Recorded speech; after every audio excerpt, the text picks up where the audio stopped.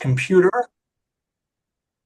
And then I'm going to get my Evernote back up.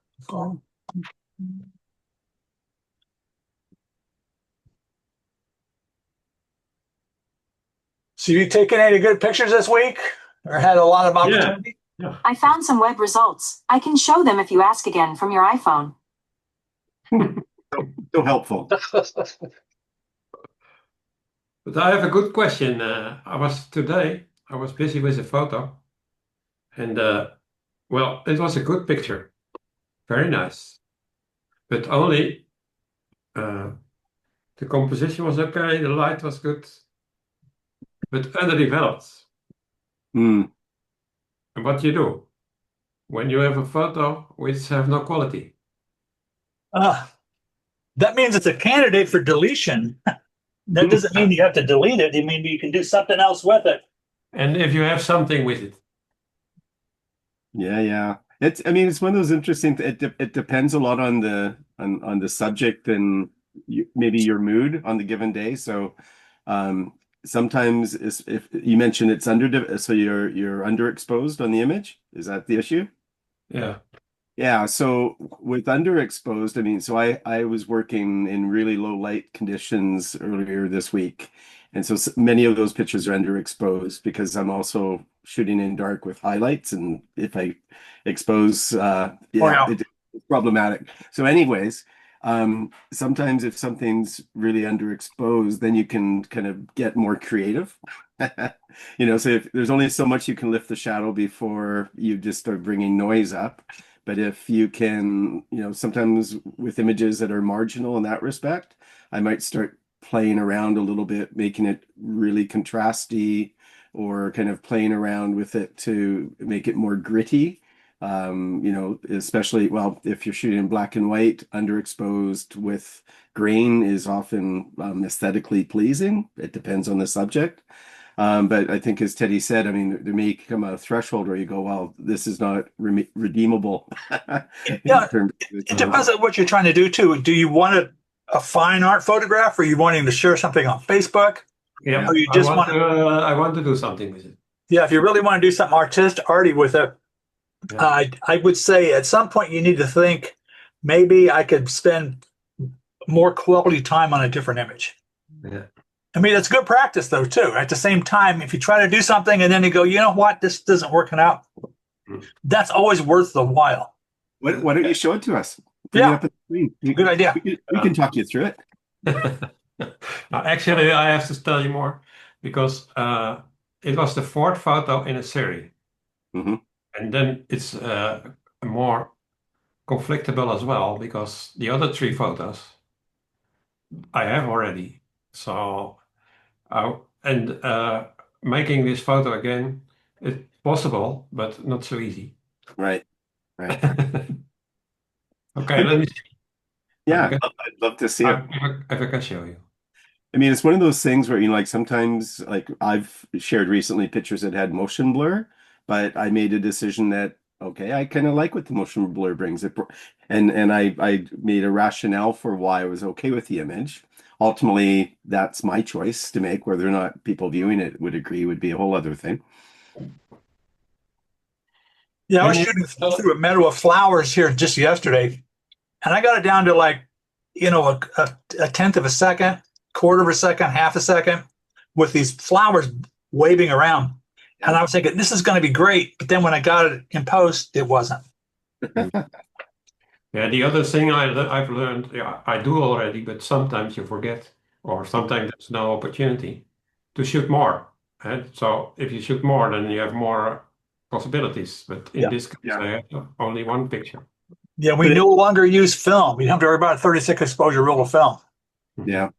But it is kind of depends on circumstances. So, you shoot a lot of street photography, and there are times when you don't really have an opportunity, like getting 2 shots off might be pushing it. So it just really depends on the what of it. But it is interesting when you have more time to, shoot off exposures while you're playing around with settings and such. But that's not going to work with candids. Yeah. But, At least not so much. But Teddy said that was my conclusion as well. Dustbin. I can show it to you, but you have to invite me, Teddy, I think. Oh, okay. Let me go. Yep. Share. Did you get an alert? Mm. No, not yet. Share. Okay, I'm just doing, here's another invite. I think you just set it and set it so that multiple. That's what I did. That's what I tried to do. Um, except it's not coming up with a.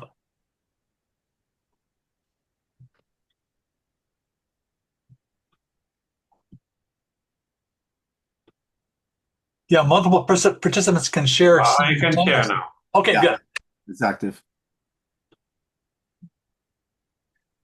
There we go. Okay. Let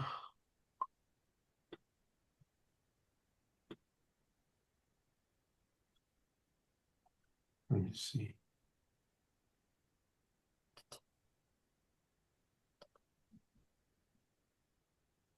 Oh, that's not it. This is it. This is the photo. Well, that looks pretty good to me. Tell me what you're thinking. A lot of grain here Mm-hmm. that I don't like. This is maybe too black, so I have to push it more. So, are you you're in Lightroom? No, I have Affinity. Oh, in Affinity. But it's more or less the same. Is the original raw? Yeah, I think it's 3 steps underdeveloped. Yeah. So, I mean, I looking at it in terms of what you started with, I mean, in terms of noise, what was your ISO for this one? Here's the photo. Oh, there we go. Oh, yeah, I see now. Okay. Okay, it's there. And then I can see what was the exposure.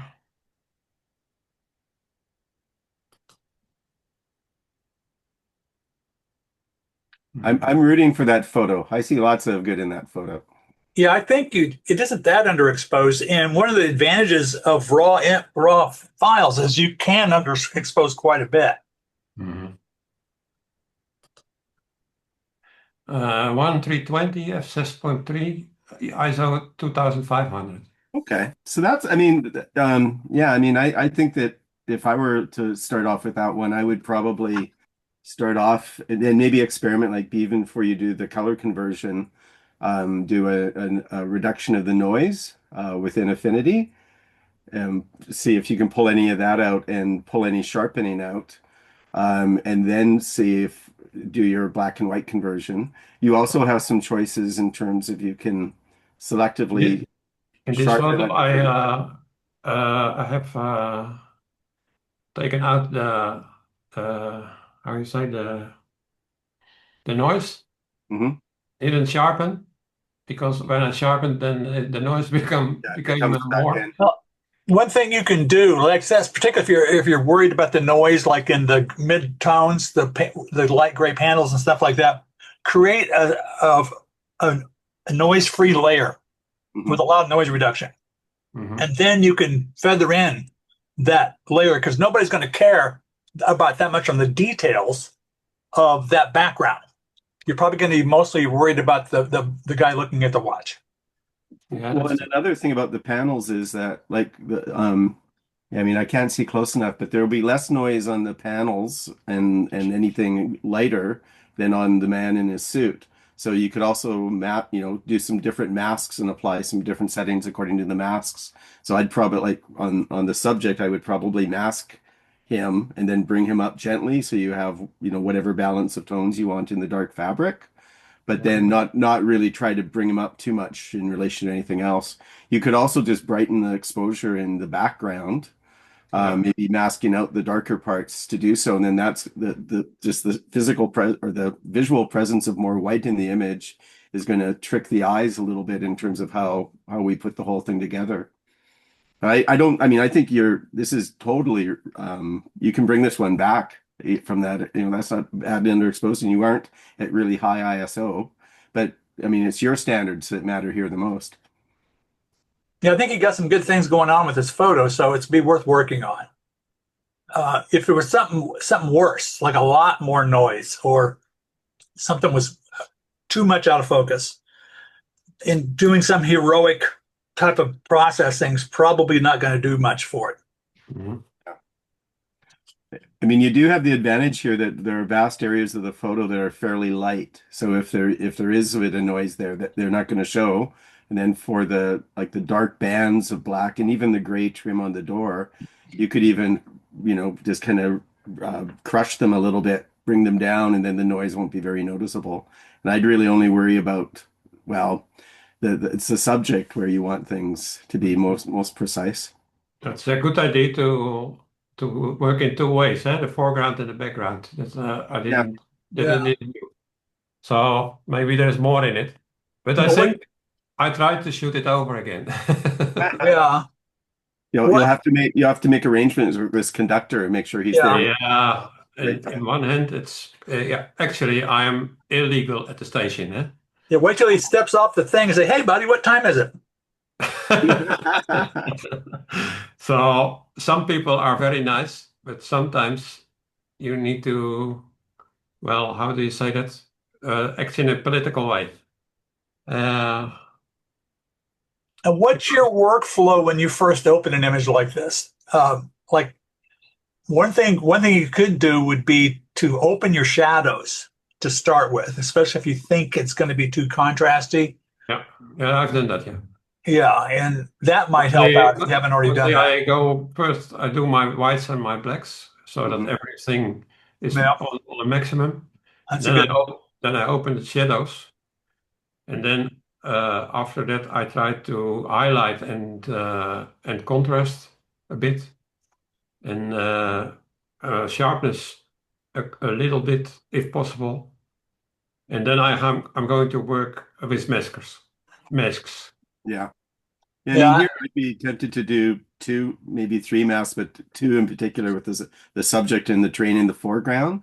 But the train itself is a second kind of subject. And then you have the far background that's, got the brightest whites in the image. But that train, is nice and shiny and glossy. So you can play with the intensity or the luminance of that in relation to your subject to get a little bit more clear separation. That's true. Yeah. Yeah, I would say his suit is a little bit maybe to open the shadows too much. I think his face and hands look okay. No, his hands, I think, a little bit contrasty. Yeah, but you got the whole concept. The whole concept of him looking. I mean, trains and time are part of it. It's part of also a political thing. It's something that's you cannot break the bond between time and trains. So I think there's a built-in narrative there. Yeah. You have one other set of options here because you shot with color and you've transformed. I shot with black and white. Yeah. Oh, you shot this black and white? Oh, I thought but when I open in Affinity, it always comes with color. Oh, okay. But the actual the raw file is color. Yeah. Okay, so the raw file, because it's color, another option you have is you can control how you mix it to black and white using the different color channels. Yeah, I've done that. So you could play around a little bit with especially the green channel and maybe the red channels to see what you can do here, especially with the suit. Yeah. That's a good point. Yeah, that's true. I do that always as well. And I have another one here. This is an old one of 4 years ago, but I was remembering me. That's fantastic. Wow. But this one has the same problem. And the other thing is that the conductor in the back is not sharp. Mm-hmm. But this is not a problem for me. But no, I mean I think the moment you caught is more important than whether he's tack sharp. Yeah. And again, too, this could make a difference as to whether or not you really want to submit something as an art photo, or maybe you're worried about the sharpness. But if you put this on social media in general, everybody's going to go, "Wow, this is really great." where somebody's saying, oh, somebody's going to be looking at the fine details, they might say something different. Yeah, So but that doesn't mean you should delete the photo just because maybe it's not as sharp as you would like it to be. Yeah. now my plan is as follows. This week I'm going to shoot again, and then I compare with these two other shots, and then if it's not better, then I use this one maybe. Yeah. Well, this one is interesting too in terms of like this might also be telling you something with your camera in turn, like, I look at like I'm looking at it through Zoom, so the image is degraded to my eyes compared to what you see. So because there's compression that that we're dealing with in our video call, but like there's more noise in your gray there, and you might want to just like localize your adjustments with certain kind of tonal ranges. And Yeah. some of the masking, if you mask with a luminance value, you can kind of highlight, things that are kind of troublesome. Yeah, that's And true. play around with, how the tones of gray that you're wanting to adjust work with. Otherwise, like here, you've got this beautiful black swoops, and you can again knock those down a little bit because they're just going to add beautiful contrast. But it's the shape and the contours of the flares on the bottom where you probably have the most noise that I can see on this image. Mhm. I think if you wanted to work hard on this one too, you could do things like, for instance, the little figure 8 that's on the right side of the portal between the two cars. If you could copy and paste that and flip it on the other one, sort of make that more symmetrical. Maybe do something. We have the register at the top above the man's head, above the handicap sign, where you have what looks like vents, a ventilator. Yeah. You could probably make that either come all the way across or clone that out altogether. I mean, you could monkey around with that. I'd also clone out in the upper left-hand corner that CRT. That's kind of boom and draws the eye. That's what I call edge flicker. Contrasty objects close to the edge of an image will draw the eye. That's a good tip. But there's a lot of cool stuff going on here. Good tips you have. And actually, this is a series of 4, and these photos I've made as well. Actually, this was a moment that the bus was not coming. So everybody get nervous when he is coming. No, I love seeing these. What focal length are you using for these shots? 50 millimeter, I think. So you're reasonably close. Let me see.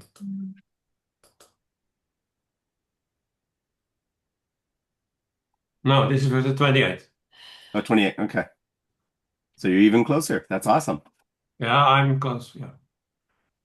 I think a disadvantage you have in this shot are the bright clothing and the people in the lower left-hand corner. Although that does draw everybody to those two people, the eye. So, I guess it depends on how you think about it.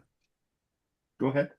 And all the rest of it is, the last half is out of focus. So that would draw the attention away from the out of focus parts. I think it's a big aperture.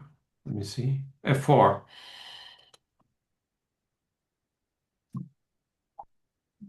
I don't know if you need that much territory above the ceiling.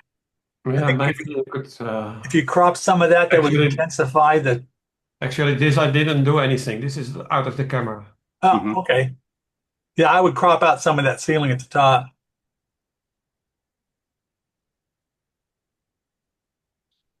It is interesting though. I was shooting in a place I've shot before where they have a bunch of dancing under a hockey rink canopy downtown in Vancouver just the other day, and it's one of those things where my eye really is tempted by that area above, and it's in the same way in this picture, and like figuring out how much of that overhead you want, because it does give a sense of the space within which these people are standing.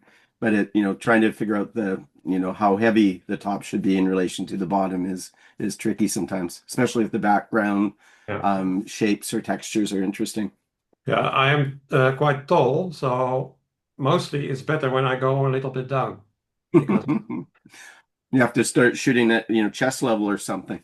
Yeah. Get a right angle finder. Another one is this one. Oh, that's cool. Yeah. through the glasses, through the mirror. Well, now glasses, you say, huh? So this becomes a fishing hole for you now that you've seen that spot. Yeah. Yeah, I think maybe I had, well, let's say, 60 or 70 photos there. And this one is a photo of a tool.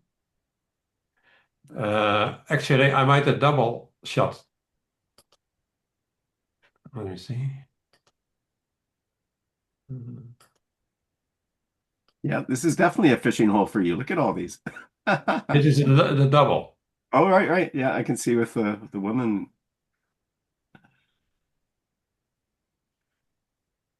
But a beautiful light there. I was in Yeah. the dark, and everybody was going. It was just a fishing area for me. Yeah. Yeah, there would be it should be a regular stop for you. I mean, is it daylight coming in through the windows, or is that? Yeah. I mean, might vary by time of day. So And I'm under the ground, so Yeah. everything is dark there. The one you shared a few weeks back, was that at the top of the same escalator? You shared one on Weekly with a woman at the top of an escalator getting off. Yeah, but that was different. That was, Oh, that was different. Okay. this was before I had this project. And then let me see the last one. Then this one. Oh, no, I have two more. Nice. Actually, this is illegal.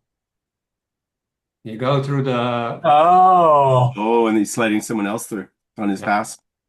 somebody is going through the ports, and the other one is giving his telephone back to the other one, so he cancels it, and then he goes by himself. So that's a whole actually, that's a whole genre of photography called evidence. yeah, they Oh, really? yeah. Actually, they travel 2 for 1. So yeah, and I like your so I appreciate you showing us these images like this, but you also said that before you started this project, tell us about the project. How are you thinking about Actually, the series? actually, Yeah. I started with one photo I made because I liked it. It was about somebody in a hurry, and then and I started with making series of it because you can go. This is actually the project about connection. Technical connection. So this I try to make here 4 photos about technical connection. I So like that. actually I have 8 projects, 8 series, Mhm. 4 photos with different kinds of in a hurry. So when I'm ready, then I have 32 photos, 8 series of 4. And what I try is to build up a series of 4. Mhm. I can show you. And you do this, oh, right, like that. Oh, that's fantastic. Yeah.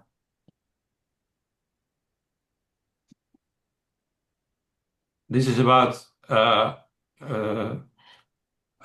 being in a hurry, but I'm not there. So your mind is somewhere else. Yeah.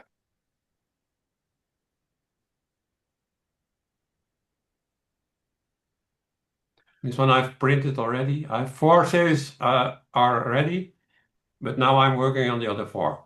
That Mhm. that image in the upper left-hand corner. Now, I think there are issues with it compositionally. However, it almost looks like it's voyeuristic. It's like you're looking around the side of a beam, like you're spying on it or something. So I Yeah, think that's that makes the photo. Otherwise, it's a bland photo. There's a photo between the 2 Yeah. pillars, you say, two bars. Columns. So you're Yeah. sort of taking a peek at something that maybe I don't know, just because you could say that's an error, but that error is actually making it work. Yeah. That's like breaking the rules where you can get away and not just get away with it. That broken rule is going to make it a better image. So when you put these series together, are you doing it like across, like so it's gathered around this theme of people rushing to a location, they're late, but they're distracted in their travels. But do you do this like in one photo session, or are you doing it across maybe days or months to get the images that kind of come around your theme? I'm working on the images, so I started, let's say, when I started, about here, the 27th of May, Hmm. and I'm still busy. I like the blurred one, Yeah. 7116. You That one know, caught my eye immediately. So yeah. Yeah, that's awesome. Yes, That's a keeper. I'd say so. Now you're talking about a series. I mean, I'm not saying you should make a book, but you could have not just a series. You could, I don't know what you would call it, a digital book. I mean, you could have 100 images. Yeah, but that I wouldn't really call that a series. You could use another way to talk about it. Yeah, are you familiar with Robert Frank and his book, The Americans, which was Yep. pretty much what made the photography book happen? These are just fantastic. Yeah, that's very good. this is of the connected city as well. So it could be a bit more sharp, I think. Hmm. Face. I mean, if you try to want to work on sharpness, there are techniques you can try to, you know, gradually make yourself get better photos, like the way you hold your camera and breathe and all that kind of stuff, or not breathe. Hmm. Yeah, but actually, I was busy here with. I will show you what I've done. Uh, yeah. Here I started. Because you're also working with lower light, so you're not going to have that high of a shutter I speed. tried to have movement in it. Yeah. But without that lower shutter speed, you're not going to get the blurred guy in the background. That really helps out, I think. Well, and it's challenging lighting with the bright Mhm. advertisements behind you because it's going to, throw her into silhouette. So were you spot metering off of her? No, actually, yeah, I've always my spot meter in the camera, and Yeah, I was working with manual. So, yeah. but here I made mistakes. Here, Now, of course, someone will helpfully point out to you on in our weekly comments that, well, you could set up with a fill flash and a couple, lights on either Mhm. side, and that'll be a much better image. Yeah. Um, yeah, that's true. But actually, I'm photographing illegal in well, here. no, I know. I'm just like with street photography, you have to kind of work with your environs and the light that's there, right? And you can't even pop a flash in something like this. You wouldn't want to. But actually, in this girl, I was busy with making photographs, and at one moment, she looked at me. Hmm. I don't know where, but let me see. More back. Oh, here. I think here. Hmm. Then she went smiling at me. So actually, I knew it was not a problem for her. But then I went to another uh, to another corner, and Hmm. actually, I went back to her again. I showed her my picture, and then I gave him a card. So if you want, you can I can send it to you. And then I said, "You don't mind if I make a picture?" No, I said, "Go ahead." Well, and then it's more easy. Yeah. So, spoken enough about me. Well, but I really like how I appreciate your sharing, I guess the motivation you have to put together a series. And I think that idea of going out with that kind of idea, like even here, you're showing us within a duration something that you're trying to capture and how you work with those, maybe towards one of the themed panels of four that you put together. And I think that that's such a wonderful, like I know that like I find it inspiring hearing you describe that. And I know I really enjoy it myself if sometimes I'll go out just kind of looking for a certain kind of thing. But then what I also realized, because I visit familiar neighborhoods fairly often, over a period of months or even years, I might have collected certain kinds of photographs that are related to one another, maybe just in my head, but or by some kind of location or thing happening. But it's really wonderful when you start to look at images in relation to one another, in Mm. relation to whatever intention or focus that you were working to achieve. Yeah, actually, and this is the same thing. Let me see.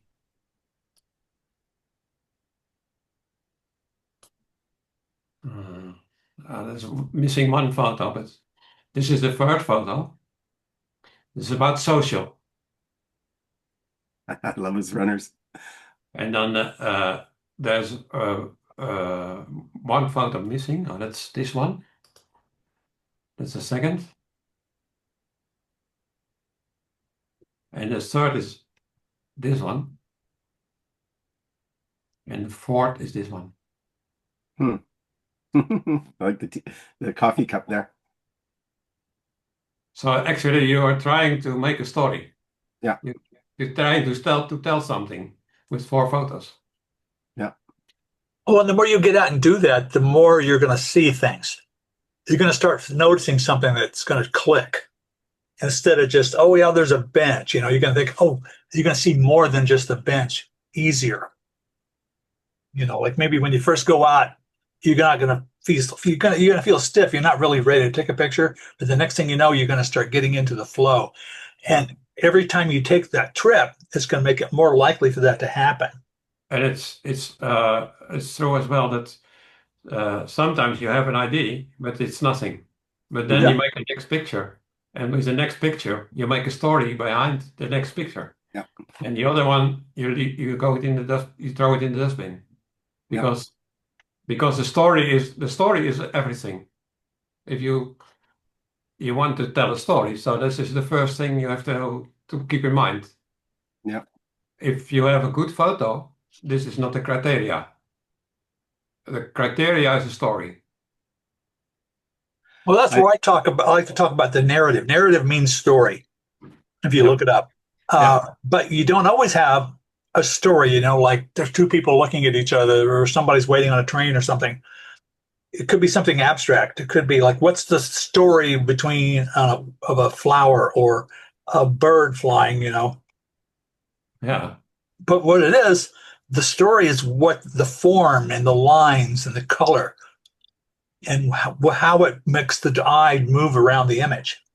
Mhm. That's basically the same thing. Like there's an old argument about how creativity, particularly or artistic composition, came to be, in that predators would be watching their prey, and they would see the prey go behind a tree or behind a rock or something like that, and they would then visualize where it was going to come out. Like the prey would not be gone; they would no longer be out in mind, but they had to use their imagination to see where the prey was going to leave the other side of the rock or the tree. And that was the basis of what artistic composition is. So it's an evolutionary thing. Mhm. Whether that's true or not, that's fun to think about. Well, actually, I have a feeling now in this moment, I can tell more with 4 photos than there's one. Yeah.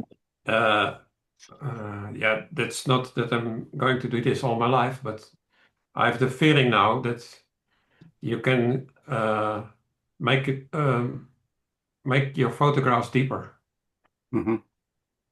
I think of some of the people I know locally, some of the best photographers I know, they always would give the advice, think about a project that you want to do. Imagine something larger than just the exposure you're taking, and then work towards something that's just, it moving towards something more complete or something more deeply told.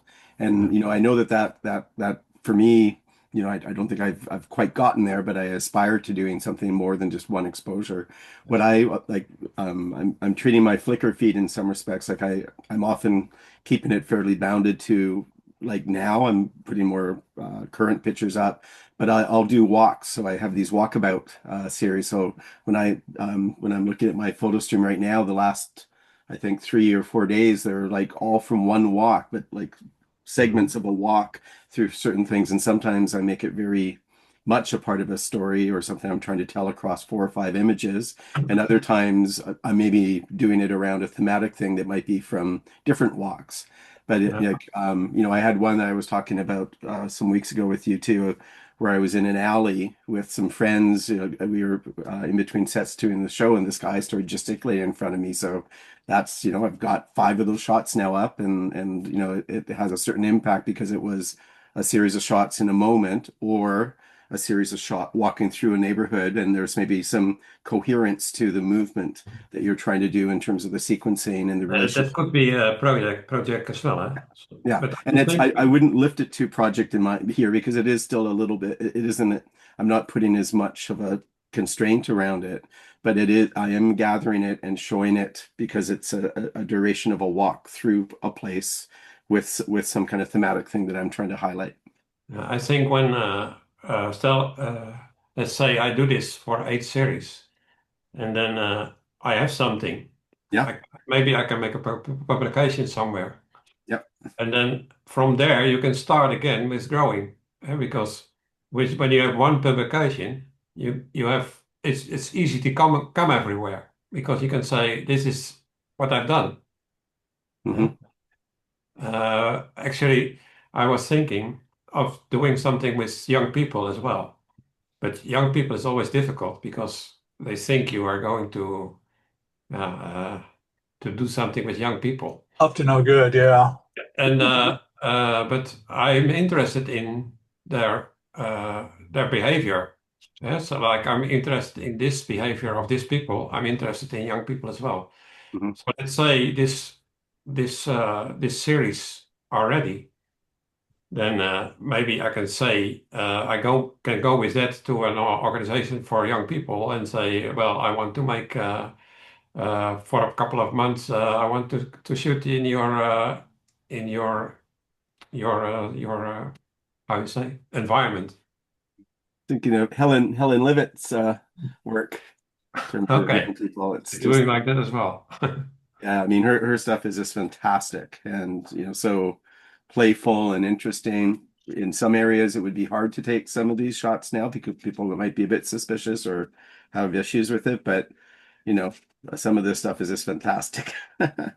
So Yeah, I've heard another photographer who did things like that, and he said one time I was there, I went to the corners of the streets where the young people were sitting, 15, 16 years.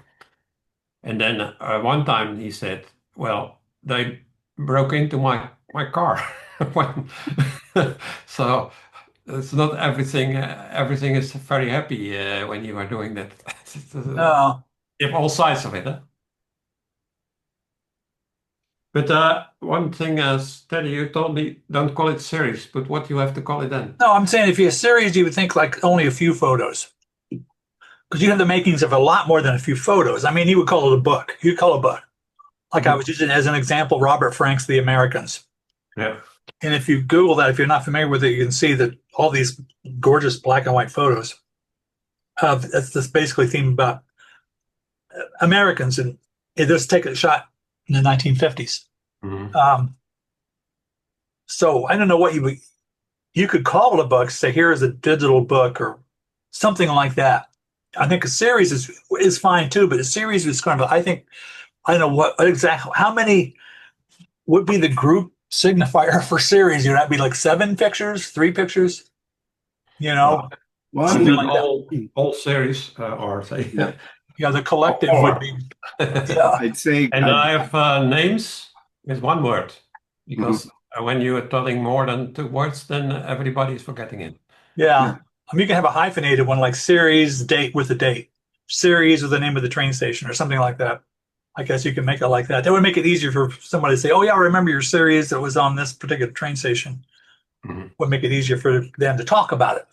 Mhm. I think, going back to, painting in terms of triptychs and such, right? So, Yep. I mean, I think you can have a series with 3, a series with 2, Anything more than one, and you can put stuff into some kind of relationship to one another. So earlier I read a story when after Pentax came out with their new half frame camera, where it takes two exposures per frame on a 35 millimeter film strip. So it's an analog camera. A lot of folks were happily printing off. So they were going out and they were taking, series of 2 images. And, so they were doing kind of mini, I don't know, what is it when you call not a dual trip. I don't know what it's called when it's just 2. But they were kind of a lot of shooters were finding that was an interesting way for them. I think it's a diptych, I think. A diptych. Yeah, there you go. That makes sense. So, again, I think that there are lots. I don't think you need to get it to a high number to have something happening between a couple of images. Yeah. Diptych. Diptych. Never heard of it. Yeah, if you go into art, like fine art painting too, you can learn some things like that too. If you start getting into series or diptychs and so forth. And usually it's caused by a theme. There's a theme like you're talking about somebody in a hurry. So that's the theme. It could be somebody holding a rose, or it could be anything that links each individual image. But actually, I was always thinking too deep about this. I just was thinking, I do something simple. But then when you start something simple, you see that it's not simple. Yeah. Yeah. But I wonder, is there something about, the cultural art within the Netherlands is quite like historically, you've got Hieronymus Bosch, and if you think of his street scenes, you've got Rembrandt, and you think of those things. So Vermeer, so in terms of just go to some of your local museums, and you can probably get some pretty good inspiration. Oh yeah. For what's the name of how can I forget the name of where the big Rembrandt, where they just did the project, the big photography project. Yeah. Rembrandt. It's next to the Van Gogh Museum. How can I forget the name of that museum in Amsterdam? Anyway, yeah. When it comes to the Netherlands, let's face it, there's a lot of great art there. Rijksmuseum. Rijksmuseum, yes. And maybe it's the architecture of the streets and the way the people are funneled, and yeah, so you're chasing after some modern views in a place that's been imaged beautifully over the centuries. It's a nice place to make photographs as well. Oh yeah. Yeah. But when I mentioned to you guys, I'm going to share this. I shot this yesterday, and so can you see it? Mm-hmm. Okay, this is a meadow with all these flowers like this. Okay, so which I take flower photos. It got to be too windy to do focus stacking. This is actually a focus stack. So, and it got very windy. So instead, I decided to try to get some motion blur. Let's see if I can get this on my bridge screen. Can you see the bridge screen? Not yet. Well, So maybe I need to redo the image here. Come on, share. Stop share. I'm going to reshare again.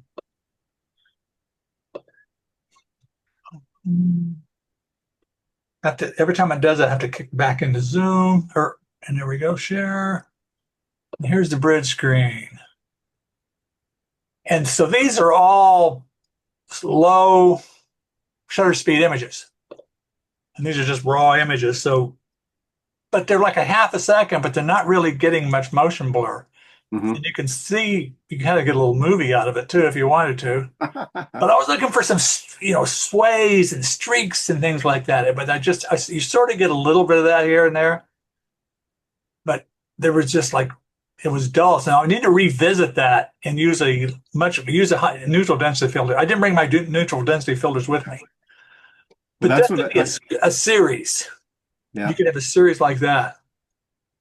I mean, it's interesting thinking about that. There are 2 ways you can go. One, using shutter effect to get the motion with stop down a fair bit so you get a lot of depth, or do the opposite where you're using very shallow depth of field and then you're going to pronounce the motion of the foreground elements against a different kind of blur in the background, so you get both motion and optical blurs.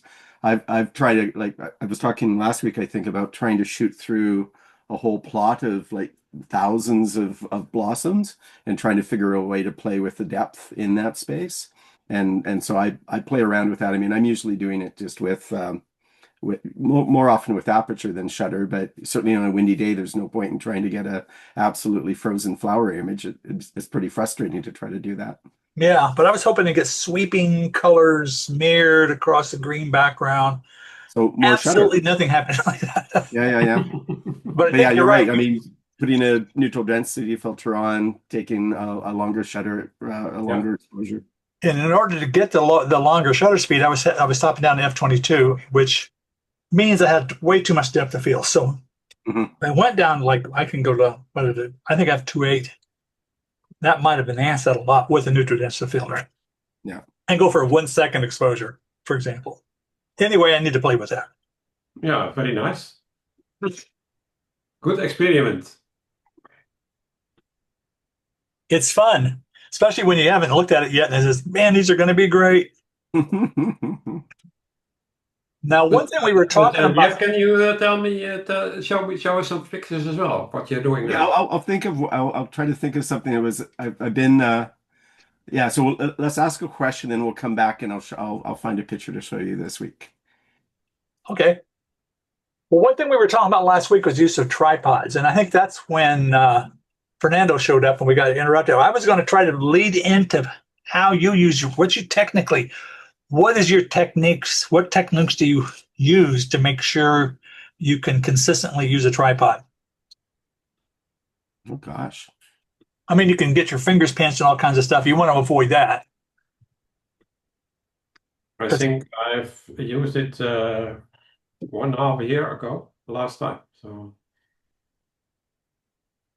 Yeah, I mean, I'm using them a little bit more often, and I think, for me, I mentioned this when Ferdinand was on the call too. I mean, there are times when I don't want to take a tripod or I'll take a monopod because I don't want to spend so much time setting up for a shot. And because I mean, it's not a bad thing in terms, it can slow you down and everything, but if I'm shooting in a crowded place where I'm downtown or something, I will never use a tripod for that kind of photography because it draws too much attention. It's not appropriate to be, in front of a crowd of folks with a tripod. And I mean, I would not want to do that. Some people would think it works just fine for them. But like if I'm shooting, let's say, macro in a garden, there will be days when I've got the tripod, I've got even the stacking head on if I want to be very precise with my focus, and I'm locking things down and then just going place to place. I shoot fewer exposures, but they're generally sharper. I'm also really competent. Generally, I can get very nice handheld shots I just boost my ISO within the range of what I'm comfortable with in terms, because I know where I'm not really losing much, if anything, in terms of dynamic range. And I can handhold a 100mm macro lens to a fairly low shutter speed. And so long as I'm planted firmly, my legs are good tripod. So it depends a little bit on what I feel like doing. What I've noticed, like with a tripod, I think, understanding your tripod is a good thing. So, I have one like that has the kind of legs, they have a lever that can lock the legs, and another one where you just have kind of a tube that you're loosening. Yeah, a twist. And the twist one is lighter and a bit more convenient, but it often slips because, it's just friction, it doesn't have as much friction as the clamp. So figuring out what that might mean if you have a big lens on or a smaller lens on. And then I think I was saying last week, even though, this kind of gimbal is better for birding and things like that, I find it works really well for me. yeah, Even for macro and more static subjects, because so long as I've got the camera lens combination basically balanced, I don't really have to get too fussed about having everything totally cinched down, and it gives me a little bit more Yeah.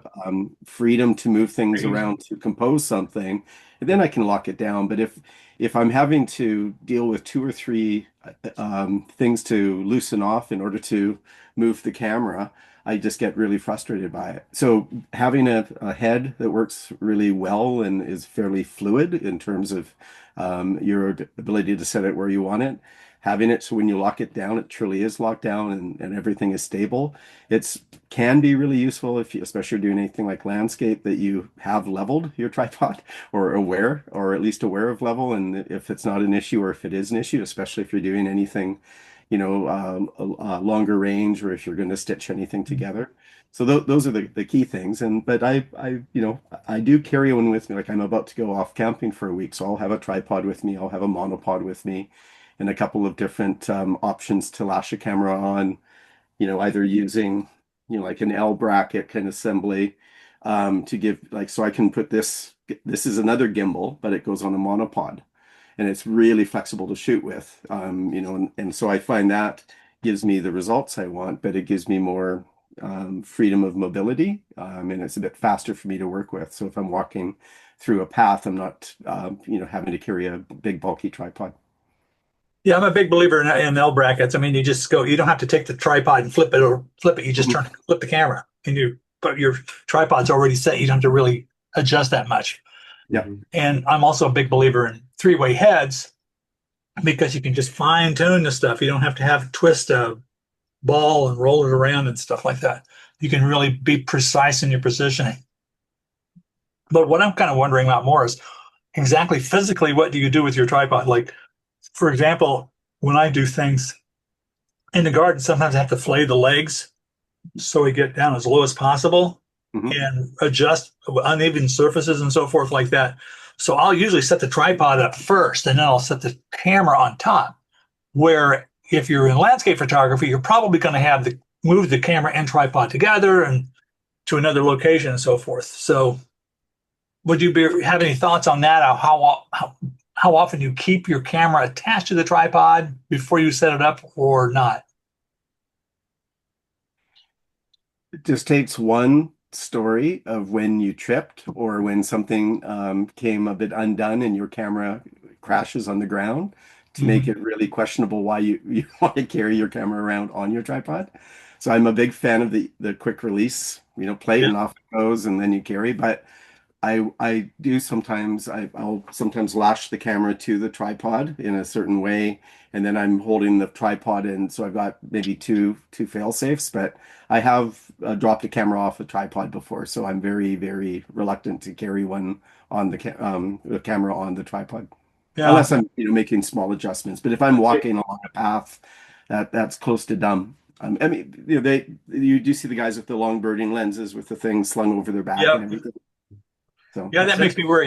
Even some of the really good guys with like long lenses with the tripod over their shoulder with the lens, like this camera's going to drop off.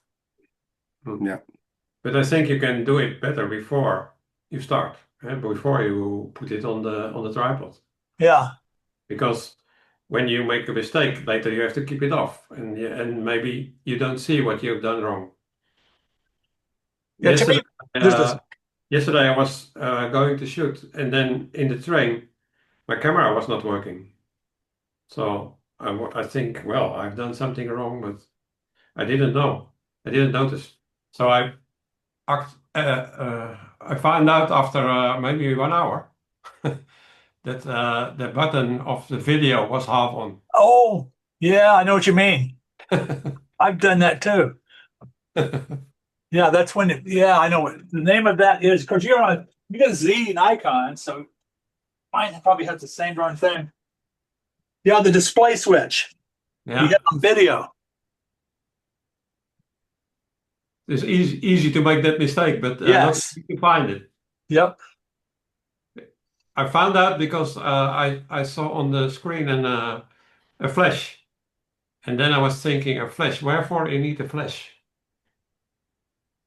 And then actually the ball was falling. Well, I find it particularly satisfying to set my tripod up with no camera. And then when I finally put the camera on there, I feel like, oh yeah, there's something very satisfying about that, as opposed to having to horse the tripod around with the camera on it, worrying if you're going to drop it in the process when you Yeah. lower the legs and so forth. So, so think of all of the things that you deal with that, and then so I also look at the stars, and I have a 35-pound 5-inch refractor, and you're trying to put that onto a tripod, which itself probably weighs 50 pounds, in the dark of night, and making sure everything stays up and doesn't fall. So that can be pretty awkward. Yeah, and you have to worry about tripping over the tripod too. There is that in the dark. Yeah. Yep. Well, unless somebody else has something to say about tripods, that's about all I've got. So, Jeff, did you say you had something you're ready to share? Yeah, let me just I'll pull a couple up. Let's just do this. Okay.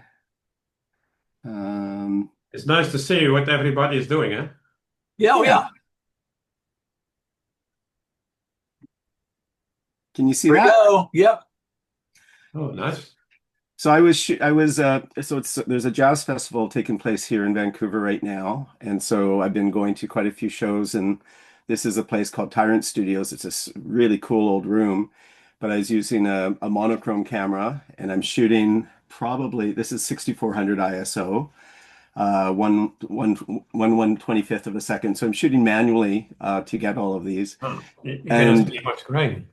No, I can shoot much higher with this camera. It's pretty great that way.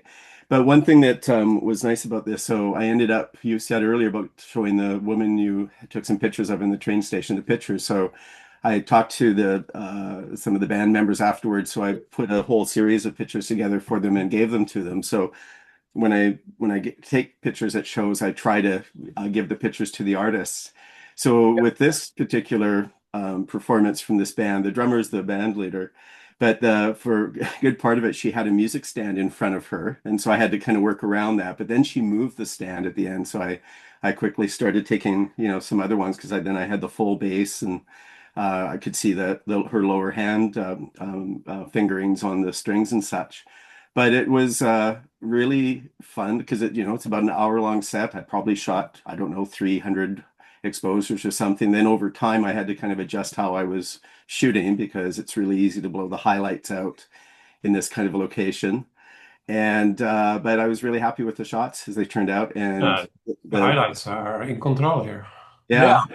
And the performers were really kind of vibrant and interesting. Now, the one problem is, if I were to swing off to the left a little bit, there is a piano player in here too, but I can't get the whole ensemble in. So they were mostly a trio in my shots. But the bass player in particular was just so animated and really quite a performer. So it was a fun place to shoot. You don't have a 1020 or something? I'm sorry? You don't have a lens with 1020 millimeter or something? Oh, well, I could shoot. I mean, how can I put this? So I don't shoot with the zooms at all with this camera. Well, this camera is just a single lens. It's 28 millimeters, and that's it. It doesn't have any other lens options. It's just a single focal length. But in some respects, I often like that constraint of having to figure out, how do you shoot a show? So there's when the stand was in front. How do you shoot when, what are all those green things? I seem to have hit something. Anyways, what on earth is that? Do you see green stuff on the? No green stuff. I know what that green stuff you're talking about there is. Oh, okay. I've seen that happen before, but it's not coming into the screen like this. Okay. So back to your question. So I've been thinking about this, because I find if I go into a situation with 2 or 3 lens choices, I spend too much time thinking about lens choices. Yeah. So I kind of like shooting with one lens for a whole show, and then moving myself. But in this case, I was sitting right in front of the band, so I couldn't really move around. Here, I'm going to stop sharing. But in any case, this was a lot of fun to shoot. I have to figure out how to stop sharing now. I don't know how it works with you, but mostly when I go with 2 or 3 lenses, I only use one. Yeah, that's what I find too. And so just a second. There we go. So using a 28 millimeter lens at a performance like this means that you either crop or you get really close. So when I go into the venue, I try to get really close and then, or know where I can get to so I can get closer. But I find it's a more involving to be closer like that. So I find it quite fun. And then other times I'm shooting maybe with a 75 millimeter lens, but I'll shoot like with like a 50 and a 75 or a 28 or a 35 and a 75. I won't do a zoom because well, on the cameras I'm using, I don't have a zoom option for one, which it turns out to be good. But it also kind of makes me a bit more, I have to work a little bit harder to figure out where I want to be, which I'm okay with. Now, for some people I know of have more than one camera. So Mhm. somebody like that could take two cameras into a venue and just have boom, boom, boom. real Yeah, so quick. but what I do sometimes is I'll have like this monochrome camera, so it's 28, and I might have my other camera, my M10, which has interchangeable lenses, so I can move between color and black and white, as an example. This has better dynamic range than my color camera, so I take this when I basically need to shoot in the dark because I can shoot up to 25,000 ISO without really worrying very much. And then I find I just like black and white photography generally. Like from end to end, I find it just I look for different things when I shoot that way. Not necessarily here, but jazz musicians on a lit stage in black and white usually works pretty well. The other turned out very well. The tone's really nice too. Nice creamy Yeah. tones. Yeah. Where you have a lot of one thing I don't have any problem with grain, and that's one of the topics I'm going to talk about is noise. But it seems to me like a lot of the black and white photographers now are going way too far in the noise direction. Well, they'll use film and they'll shoot Tri-X and they'll push it to 1600. Yeah. And it's just like I don't understand why they do that. I It's mean, a silver halide fetish is what it is. yeah, and yeah, previously, yeah, the silver highlights, that's where the grain is. But when I was in the dark room and I was into Tri-X and I tried pushing Tri-X a little bit, but there were other films. So you had finer grain films. Panatomic X, for example, was the best. It was 25 ISO, or ASA at the time, or Plus X. Very fine grain, really nice tones and everything. It's good detail. But the photographers in the 60s, 70s, 80s, they did it because they wanted to have a fast shutter speed. Yes, exactly. They want to shoot at 1000. So Yep. I think the key reason that a lot of people are drawn to it aesthetically is that, like we now have equipment and sensors that allow you to have absolutely clean, sharp images with no noise. They're just crystal clear images. And a lot of people find those images, they're fine for some things, but they're too sterile. They're too clean. It's like when people look at like high definition television and it's just too sharp. And there are other things that start to kind of become people may not like it as an aesthetic choice, whereas other people strive for sharp and sharp and sharp as the kind of the definition of what an image should be. So I think a lot of people make a choice to go to a grainy film or to black and white because it's not the dominant way in terms of presenting images, and it's not as modern and crisp and clinical as some of the modern lenses and cameras are capable of doing, just like with default settings. Sometimes it's forgivable as well, so that you can make mistakes and nobody sees it because they think. Well, they'll have photos of people where the person's face is a small part of the image. So when you see their face, it's nothing but a blur of grain. It's like there's no way you can have an expression on a person's face.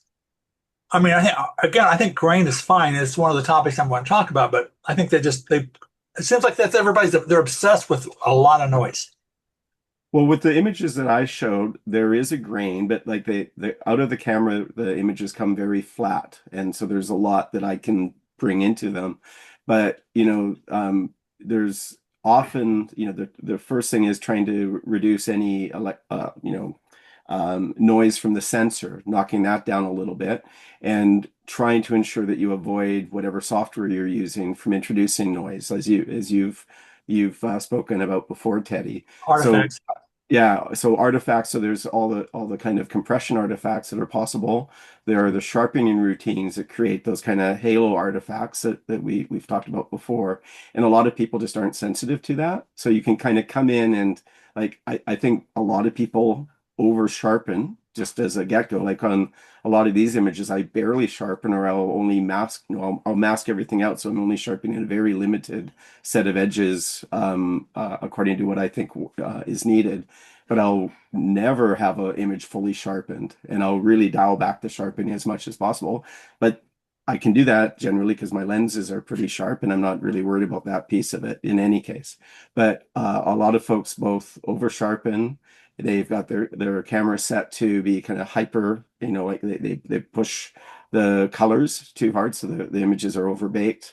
And then whatever software they're using for post-processing, if they're looking at that, either introduces it at the time of post-processing or when it's exported as a JPEG, which adds additional artifacts. So we get kind of muddled in terms of whether or not that's an artistic choice to have grain or not. I think a lot of people just aren't even paying attention to that.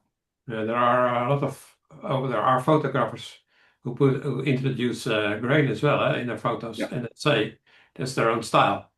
Yeah. Because they put it inside, and then they do it in every photo, and then well, this is their way of showing to people. Well, with noise is in an image is an artifact. You don't have noise in human vision unless there's something wrong with your eyes. No. So if it had not been for film, would we even think about noise in an image? I mean, maybe they could were late developing photography where they were able to create digital images that were very fine grained, or no grain. Would people even think about it? But And is there a difference between put grain inside or put scratches and things like that, or? no, that'd be another story, which is something I want to talk about after that with textures and try to make something, give it a film look. But my point is, but noise is an artifact of the process of a photosensitive surface, in particular film with silver halide particles. And I'm not opposed to it. I mean, I think some of that stuff, it looks absolutely fantastic. Henri Cartier-Bresson, he shot all Tri-X almost all the time. I mean, his images aren't particularly noisy, but I mean, you don't even think about the noise. A lot of some of the old black and white films, movies are noisy.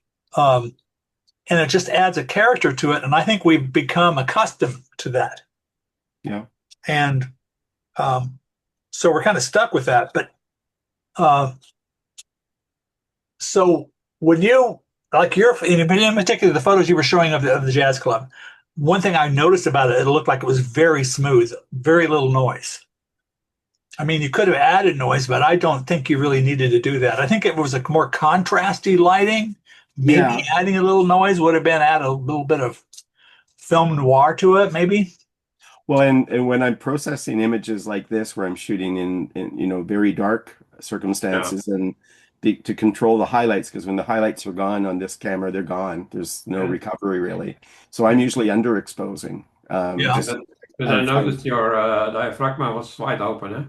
Yeah, and so I'm shooting, generally at 1.7 or f2 or something in there, but it's on quite a wide lens, so I still have some working distance in terms of depth. Does it matter to you that the background is a little bit blurred, or? Yeah, and depending on how well the stage is lit, I can stop down a little bit more and still get pretty good effects. But what the minute I start to lift some of this, you'll see the noise.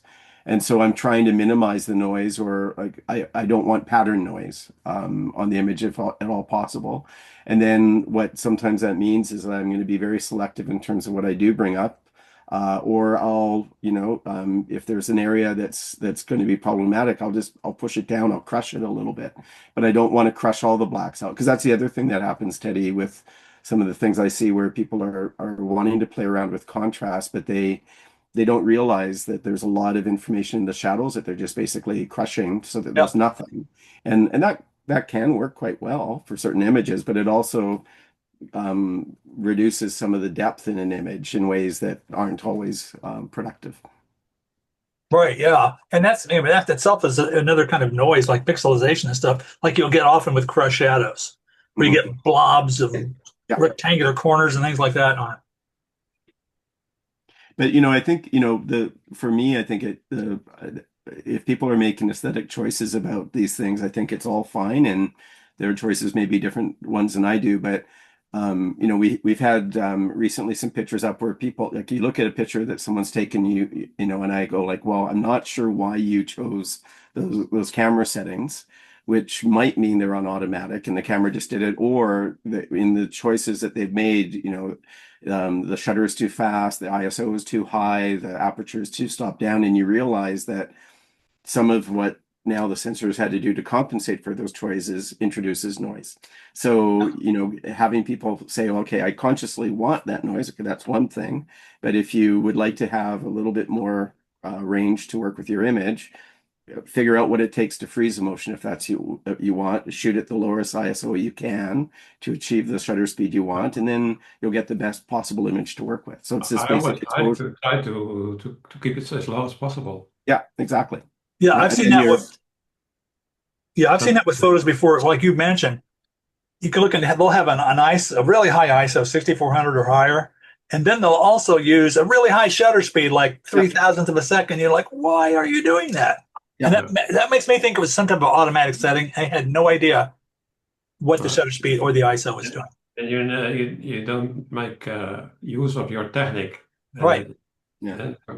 You But can the other thing that's where, like, again, if you get accustomed to like a single lens and a camera, cameras respond to lighting situations differently. And so if you can really pay attention to how your particular camera is allowing you or introducing challenges when you are under certain imaging situations, then you can kind of work with that a little bit, And so, like, on a particular camera, I just I set the EV rating down about a third of a stop to a full stop, depending on what I'm doing. In other ones, I might take a different approach because I know that that's the characteristic of that camera. So because I think that's the other thing that people don't necessarily pay attention to those kinds of aspects of their gear, and they're just shooting. But you said in a previous meeting, Jan, that like it's really beneficial to shoot manual, and I think it is, especially if that gets you to pay attention to your exposure when you're shooting. But you has don't some disadvantages as well, because when you shoot manual, you are not so quick as your camera is. For example, when I walk from outside to inside or inside to outside, and I do it up very often, I sometimes forget. Yep. Or when when there's happening something, for example, this photo with this conductor. Well, something is happening, and then your shutter speed is wrong. Mm-hmm. And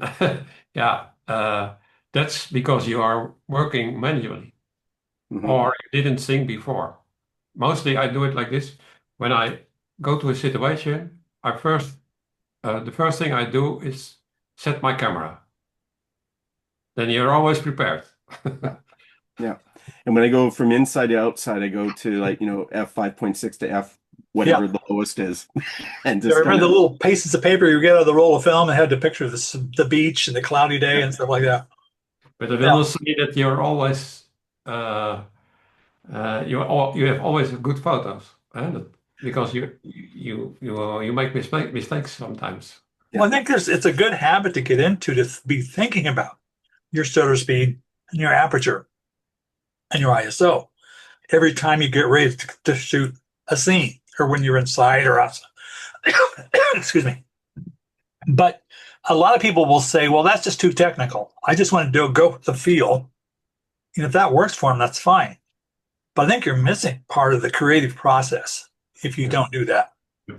It's even when you are walking in the street. In the left side is the sun, and the right side is the shadow. Then it will maybe there are 4 stops different. Yeah. Or if, especially if you're shooting black and white and you want to look for places that are dappled with light and shadow because you want the shadows to basically be kind of holes in Yeah. the plane of the image that are going to accentuate whatever it is that you're framing with the shadows. Yeah. But I mean, one it is, thing we've got today, though, with we can have a histogram on the back of our camera. yeah. So you just look, oh, where am I? And Right. you could dial the stuff in. I mean, when I was back in the film days, you couldn't have that at all. Maybe you had a light meter with a little line would be going bouncing up and down. But I just have my left hand was for focusing and changing aperture. My right hand was the shutter speed or rolling the hitting the shutter or hitting the shutter speed dial. And that was it. You couldn't change the ISO because it's a roll of film. Yep. Now you have the same thing just about where you have with my thumb, I can change the shutter speed with my thumb, my index finger with the aperture.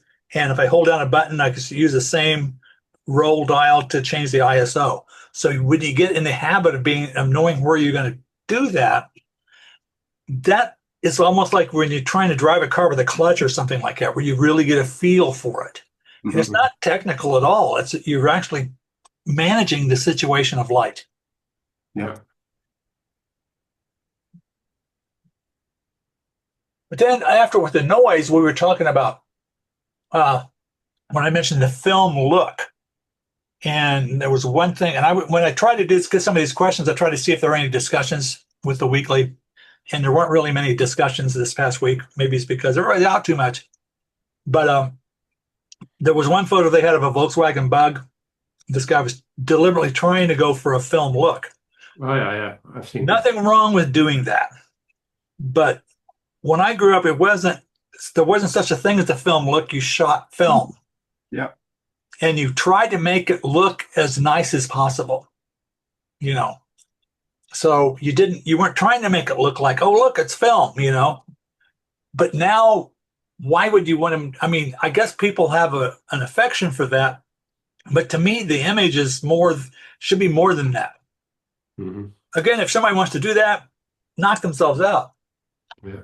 But what would your thoughts be on the film look? Well, I mean, I'll put it this way, so why do people shoot with Holga kind of, cameras, yeah, right? that too, yes. And because maybe what they want is something that looks nostalgic. They want it to look retro. They want it to look vignetted. They want it to look a little bit kind of 70s or whatever they're going to. And that's attractive, anything in addition to the fact that there's an image there. Some people will really like the kind of ethereal or slightly dreamy or whatever it is that they invest in this idea of a vignetted, slightly kind of weird color space image of something they like or something they took. So I completely get people, and I've done versions of that with other kinds of gear, but I completely understand why people kind of chase after a certain kind of aesthetic. And that does include, I think, things like using filters to add in a pattern noise to make it look filmic. Fuji has made a pretty big reputation off of creating filters that can be used or settings on their camera so it comes out like their old Acro or their Fujifilm kind of blends of colors and such. So I think that it's playing on nostalgia on the one hand and what people find attractive and aesthetically pleasing on the other. Beside anything to do with the technology. But there are people who cannot stop with it, and that's the problem. Yeah, there are.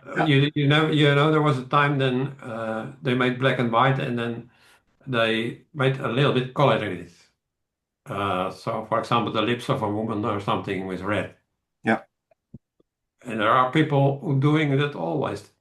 So, if it's like this, then it's not working, I think. You need to have maybe one detail one time in a shot, but not every shot like that. So it's the same with grain, I think, and the same with corners, black corners. How do you call that? Vignette. Vignette. Yeah. If you do it too much, you're not. They don't believe you anymore. Yeah. Well, maybe I preface what I had to say about that. I think if it's a film look where you have like a Hoga look or something like that, there has to be a good picture there too. You can't go, oh, look at that's a vintage film look, and that's it. There needs to be a really good image involved. Uh, there's a Canadian director. I don't know if you're familiar with him or not, named Guy Madden. Mhm. You know Guy Madden? There is a vintage look with most of this of his work, and it's almost defective film, Yeah. but is absolutely gorgeous. Yeah. When you see his stuff. Or Wes Anderson, right? Wes Anderson, yes, He punches it, right? yeah. But I think most of the stuff I see when people are trying to go for a vintage look, I'm not seeing any picture there. It's just the vintage look. And one thing that irritates me, I'm not going to preface this with, I just say it plain sucks, and that's the Polaroid SX70. Mhm. Man, that to me, you almost can't rise above that in any way possible. No matter how good the picture is, it's still a terrible photo. But people will have filters on their cameras that make them look like that. Mhm. So moving on past that, a similar topic on that would be adding textures to a photo that weren't there in the original scene. And and I know people who do that. And every photo they have, they've got a glaze of texture over everything, and that's just their style. Yeah. So what would your thoughts be on that?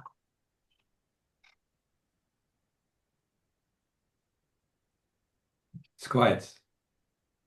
I mean, I don't think it's much different than the last comment. And as you put it, Jan, I mean, some people they'll do it once and go, "Hey, I like this," and they'll just keep doing it, and maybe they shouldn't do it all the time. But so aesthetic choices aside, I think that like I don't typically do that. What I'll try to do instead is I'll sometimes play around with in post-production in particular if I see something like, let's say, a fabric or a wall that has, lived through time a little bit, I know that sometimes how the light reflects off of that, I can change in post in a way that will bring out the details and the textures of a surface.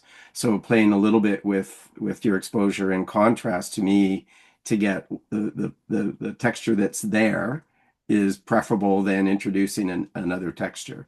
If I start introducing another texture, I'm just moving in the direction of, just aesthetically adding something because I think it looks cool. Yeah, So- sometimes you have in a photo not too much texture in something, or you want to clone something. Yeah.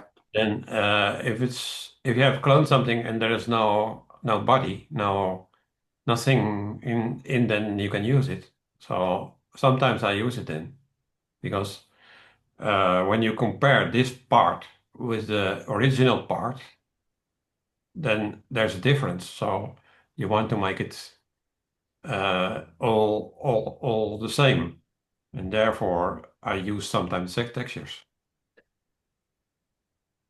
Now, what I've been like, one example I might be talking about would be when somebody uses the texture slider in Photoshop. I'm sure Affinity Pro has the same thing where you slide that Yeah. texture and you take a close look at this stuff, and it's edge enhancement. It's edge enhancement one way or another. So, I mean, what is the purpose of that? Well, I think some people confuse the idea of adding texture with adding sharpness. Yeah. And what, if you're like I pretty much don't touch that slider. Almost never.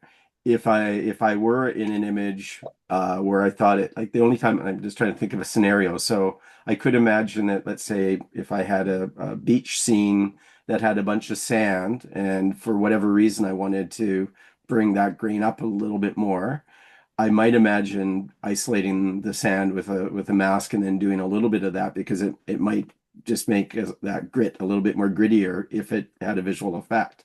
But there should be enough resolution in the image that I don't need to resort to using a texture tool to get there. So I would try to get there a different way.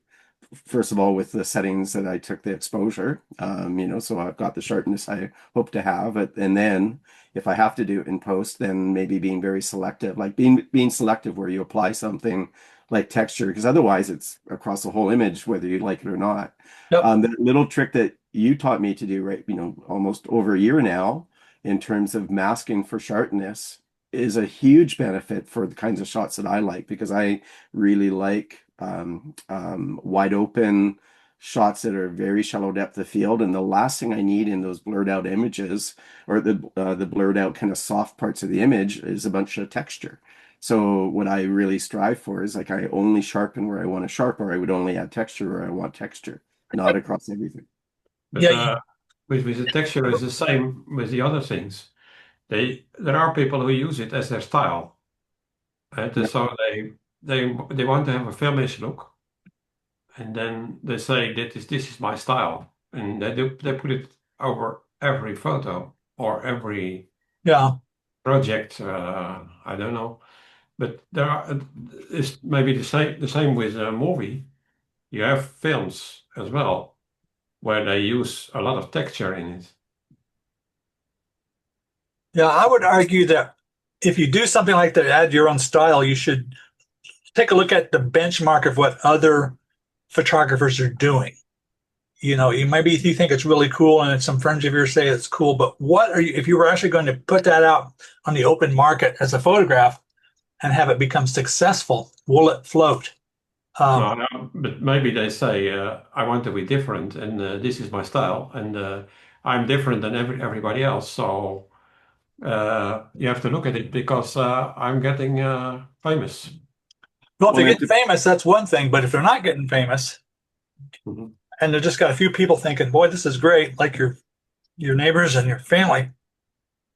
But anyway, I like to use the word benchmark as to what's everybody else doing. If you go look at a list of good or great photos, not even the greatest photos, but if you go to some of the websites where they post really good photographs and see how much that kind of effect is actually in those photos. Yeah. But it depends on where, again, where you see the community for folks that you're sharing photos with, your family, your Yeah. friends, Oh yeah. people on Weekly, other photographers on Instagram, and your sense of what's a good photo or what's well received in those communities will vary quite dramatically. But independent of that, a lot of people are just making images because that's, it's a way they see the world. And maybe in some respects, I'd prefer, like, a lot of people I think would benefit by just developing their own style, even if it's a hackneyed, too much filtering, too high contrast, too many film effects thrown in. If Yeah, they there feel are it's their people. own style, that'll motivate them to do more, and then maybe they can refine from there. But I think too many people don't even think about that.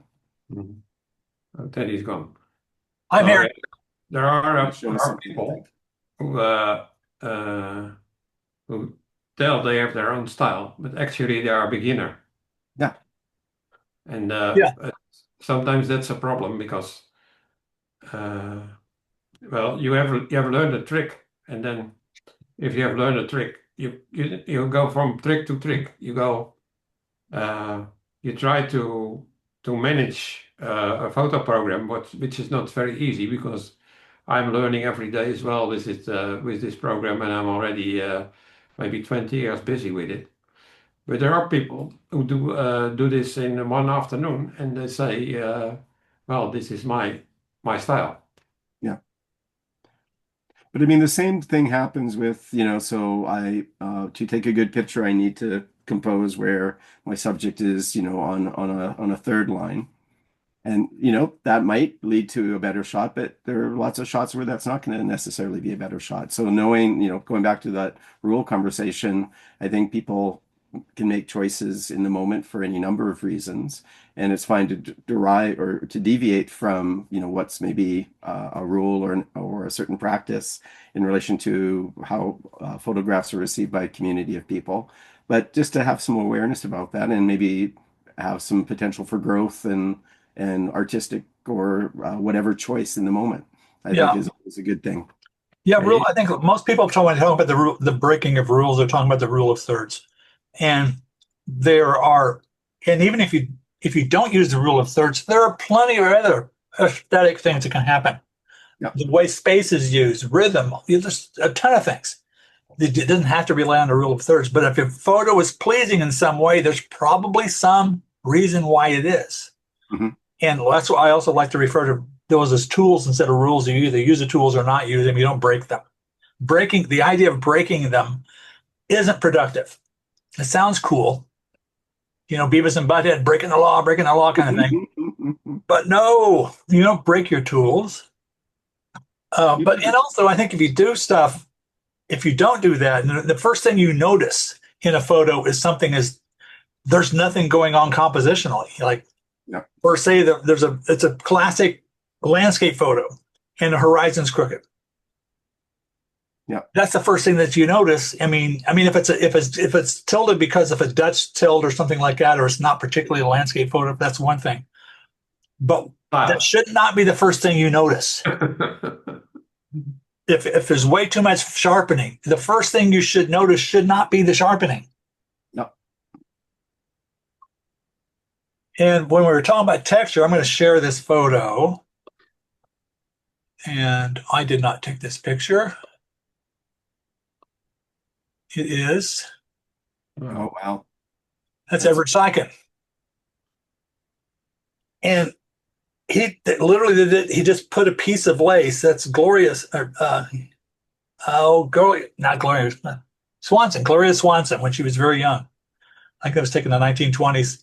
They just put this lace, I think it was part of her gown or something like that, in front of the camera. Mm-hmm. It's a very simple thing, to be something that's shot in the early 20s, so there was no post-processing done or anything. That was the image. And it's reasonably sharp. I mean, it's just that's just a genius work right there. But there's, I think, a very valid use of texture. Absolutely. Now that couldn't have been right on the camera. It had to have been closer to her face. Looking at the sharpness. I've read about this quite a bit, and I think it wasn't right in front of the camera. Of course, this was a view camera. Okay. Yeah. So, I thought they did it when they processed it somehow, afterwards, but no, it was shot. That was a single sheet of negative. Yeah. Well, I remember I consternated some people on one of my photos a while back when I was shot through a screen. Mm-hmm. And there was a landscape behind, but I was so close to the screen, it was basically all, blurred by it. But that effect of shooting through something is always really pleasing, I find. And it's interesting because of the optical effects. Yeah. In that case, it blurred everything out, but you could kind of make it out. In this case, that pattern is very much in the same focus plane as is the face. Those techniques are a lot of fun to play with. What is your drapes and things like that, windows. Yeah, well, there's a term for that called sometimes they call it dirty foregrounds. And there's also process shots. Teddy, you call a view camera. What is a view camera? That's the type, where you have the guy with the big camera on the tripod, and you have the black thing they put over their head. Okay. They've got a ground glass plate. They'll take the film and slide it in. And you can adjust the focal plane of the camera. Yes, swings and tilts. Yeah. We call it a technical camera. Yeah. Now, is my screen no longer sharing with the... Nope. It's gone. Okay, good. Okay. So anyway, that was the thing I wanted to bring up. When we first started talking about textures, that brought up this image. So now my next topic would be the journal. What's the difference? You've got photojournalism. Of course, we know what that is.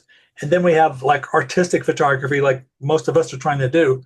But then you have documentary photography in between. Now, what makes that not photojournalism, yet can still be artistic? What would be your thoughts on that? Because I've had people say, well, I'm a documentarian, right? I shoot the documentary genre with my photo because that's why this is going on in this photo. This week I made a picture of people who are looking at their phone their mobile, maybe in one room in the station, everybody was looking down like this, and there were high ceilings and high pillars. Pillars, you say? Colors, yes. Yeah. I was thinking, well, this is a kind of documentary because this 10 years later, this will be different, I think, because then we don't have a mobile phone, I think, or the station will be different. So this is actually a documentary photo. It's not photojournalism because I cannot put it in a newspaper now because there's nothing going on. It's just a normal thing now, but over 10 years, it will be different. Yes. Yeah, I mean, I think about like I remember a couple of times when people have made comments on pictures about, well, you could clean up this or, do this other thing, like take this stuff out of the image, and people might respond, well, my style is more documentary, and no, I can't do that. And so for me, I think it's a matter of there are times when you're trying to, like, if you're trying to document a birthday party, you Yeah. may think about, there are certain kinds of things you want. So the sequence might matter, going back to series where you're moving through a set of moments of an event. And when you put that together in a series, you're going to probably present it likely in that order, with the birthday cake at the end or whatever, or the party that follows. And those are some of the constraints that might change what you take pictures of and all the rest of it. When it's in a shot itself, of that sort, I think that all I'm doing from a processing or I'm taking pictures, so I'm documenting the event, getting the people at it, the major things that happened. And then if I'm doing processing, I'm just doing the exposure and maybe a bit of cropping, but that's about it. Whereas if I'm trying to do something a little bit more open, then everything's on the table, right? It doesn't have to be realistic. It doesn't have to be even well exposed. It could be something I'm playing with and experimenting with.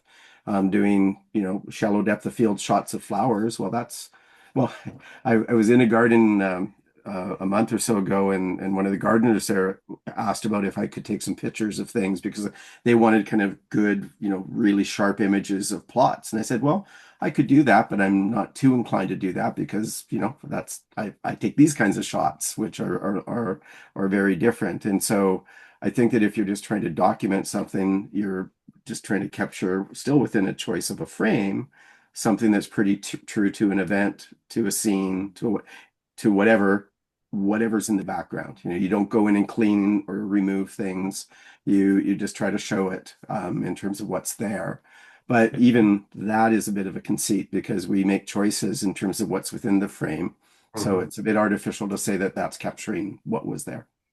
But a documentary is not artistic, I think. Yeah, I think it can be, but what's artistic that could be part of a documentary, and I like to bring in the term authenticity. So I like to think my photographs are pretty authentic to the scenes that I shoot, including ones that are time exposed and stuff like that. That's all part of the reality of the scene. But I try not to add things that weren't there, like unicorns running around in front of her, something like that, or added textures. But the authenticity generally means it's almost like photojournalism. But I like the concept, instead of saying something is photorealistic or photojournalism, I like the word authenticity. Will it be the same as style? Style? Yeah, I guess you could say. I don't know if you could call style authenticity as a style. Yeah, that could be one. I think it'd be like maybe a hyphenated type of style. But I mean, I've seen photos that were really good, and there was one guy in particular who used to be with the Weekly, and he has a handheld flash. He's very intrusive in his street photography kind of stuff, but he often leaves things that could easily be cloned out. they aren't a big deal. It's not like I was going to free fly them, but I would say, you know what, this would be so much better if you would clone that. And he was, no. That's part of my documentary style. I'm not going to take that paper cup off that table, you know. Yeah. And I'm tempted to tell people they're just being lazy, but I don't want to do that. That's a cynical thing to do. Now, in photojournalism, it's not No, allowed. that's different. It's a Yeah, different thing, a different cookie. yeah, But in documentary, I don't know. Yeah, it's interesting. I mean, and I think that, the attributes that matter. So, as you said, if you are trying to do something photojournalistic, if you edit in any kind of bad way, it's going to be highly problematic. That's not accepted. And I think documentary probably is on the fringe of that. But I think, I can use the notion document with a very kind of artistic sense of latitude too, or what I might be documenting to the party is an idea I have that's going to fictionalize, like it's my point of view still, and I might be shooting it in a way that's like really close or kind of playful or any number of things, and I could still claim it's documenting a story or something that happened, but it's still going to be personal to the way in which I made choices to image it. But if someone reaches for a documentary style, I am interpreting that typically to mean that they are trying to present something fairly raw in terms of what was in front of the lens. They're not necessarily going to make a lot of cropping or editing choices to change what they imaged from what they saw. And that might be very precisely defined in terms of some notion of, this is the true thing I saw, as opposed to this is the aesthetic image that I like better for the changes I've introduced into it. But where do you stop? yeah. If you start with cropping, then maybe you can crop all your photo. Yeah. Or well, photo is a crop. I don't know with this photo from this week with this mobile phones. I would say if I want to do something with it, if I want to publish it, I cannot do too much on it because it's meant as a photograph for history. Yeah. And well, like when I always take a little pair of snippers when I go out to take photos of flowers and things, especially if I'm out in the woods where there's a lot of weeds. So I'll line up a shot, and sometimes there's going to be a weed right there in front of my lens. I have to keep knocking out of the way. So snip, snip, it's gone. Or No, maybe I just want to. Anymore. It's not authentic anymore. You Yeah, changed nature. that's my point.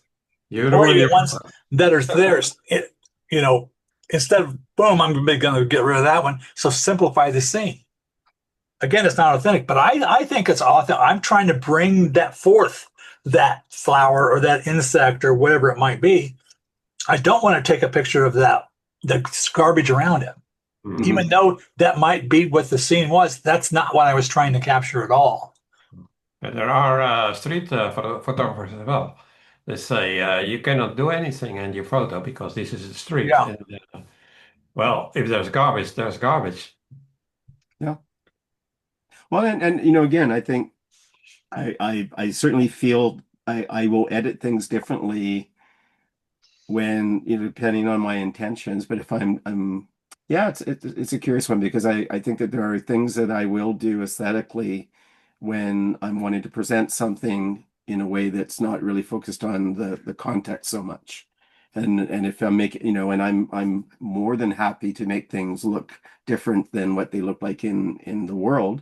I mean, that's one of the things that I find most interesting about photographs. I'm not trying to necessarily always reproduce what I can see with my eyes. I'm trying to see what I can't see so well with my eyes. Actually, we are doing the same with our camera. We are making choices what we do in the frame and what we do out of the frame. Yeah, But exactly. sometimes we make mistakes, or sometimes there is something what we don't want. Yeah. And Well, it's then like we can take it out, I think, if it's not too big, because when you take 3/4 of a photo out, then it's not cloning any longer, I think. Then it's different. if you crop too much, you start to lose some of the quality. But yeah, like I think I've said before with you guys before, what was a paper cup in the foreground of a landscape photograph, you could clone it out, or when you take the photograph, you could walk out there and pick it up and throw it in the trash. What's the difference? Now, of course, if there's a utility pole off in the distance, or you could clone it out, or you could get a chainsaw and cut that utility pole down. So there's a line there. Like what I'm not saying what's right, what's wrong, And I think that a lot of that, and I go off as I'm preaching about stuff like this, but that doesn't mean what I'm trying to say is you need to be just exactly like that. Yeah. What I try to do is say, again, with that benchmark, what are you going to want to do with your photography in the long run? How do you think that's going to hold up against the greater world of other photographers? Yeah. Which is what I'd like to do. Yeah. If everybody is doing so, then I'm going to do it as well, I think. If nobody is doing it, if it's forbidden. Well, I think that the vast majority of people are, I think, taking photographs for themselves or for just, their family and friends. And I think that it matters as much in terms like, again, I think it's desirable to be learning skills, getting a better appreciation of genres, learning your equipment, learning styles, kind of moving towards improvements, whatever that means for you. But, I think that people are likely a lot more motivated by I'll speak for myself. I can't speak for other people's motivation, but I'm more motivated by the things that make me interested in shooting than imagining that how I should be shooting has anything to do with the longevity or the reception of the images that I'm capturing. So if I'm happy with the process, and that could just be taking pictures but never even developing the film, which typically happens when I'm using analog film. It takes me sometimes years to develop those. But the thing that motivates you to be out recording things with the camera, I think matter more than anything else, because that keeps you shooting. And then if you find a pathway towards, if you are submitting things to weekly or doing something with a juried group of people, you're putting things forward for publication, you now are in a very different place for what will motivate you to a particular kind of shot, a particular kind of processing to make it more professional or presentable. And I think that's a whole other pathway of development. And what's I think really encouraging is that the entry points for that are varied. So people can, in a local context, be, meeting with a club every week or every month and getting into those kinds of conversations, and that will drive them to be better. But they can do the same thing if they keep shooting and they pay attention to that and they get responses from their friends and family, and that can be very motivating. So, I think there's such a continuum of what motivates people to shoot, that this idea that I don't think I'll ever publish a photographic book.